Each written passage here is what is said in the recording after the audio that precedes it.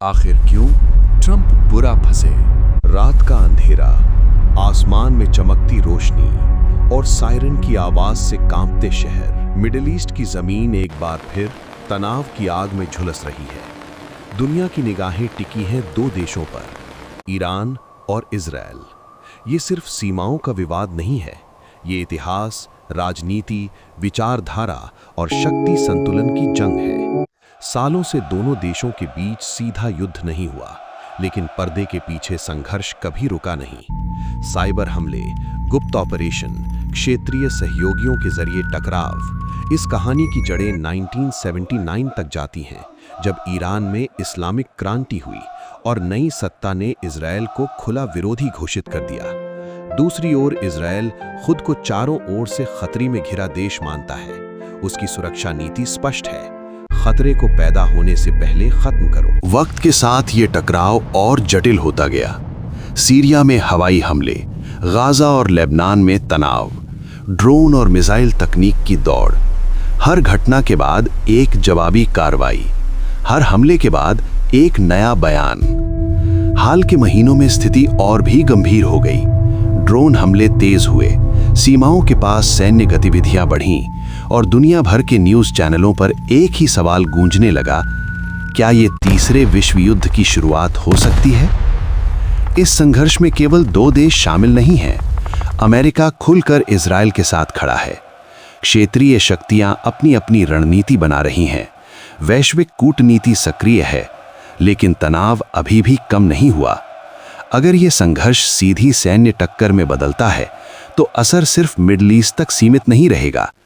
तेल सप्लाई प्रभावित हो सकती है, वैश्विक अर्थव्यवस्था डगमगा सकती है, शेयर बाजार गिर सकते हैं, महंगाई बढ़ सकती है। लेकिन इन सब आंकड़ों और रणनीतियों के बीच सबसे ज्यादा असर किस पर पड़ता है? आम लोगों पर। वो बच्चे जो बंकरों में बैठकर डर से सवाल पूछते हैं, वो परिवार जो टीवी स्क्रीन पर युद्ध की खबरें देखते हुए चिंता में डूब जाते हैं, वो सैनिक जो सीमाओं पर खड़े होकर आदेश का इंतजार करते हैं। युद्ध कभी केवल हथियारों की टक्कर नहीं होता, ये उम्मीदों और भविष्य की भी परीक्षा होता है।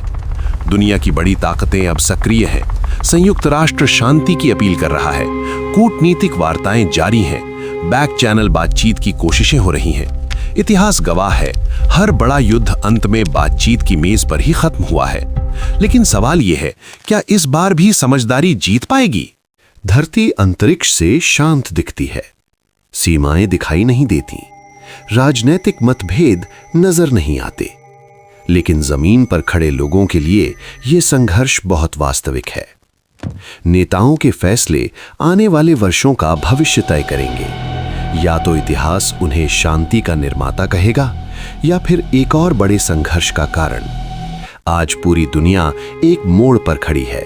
तनाव बढ़ सकता है, या फिर बातचीत से रास्ता निकल सकता है।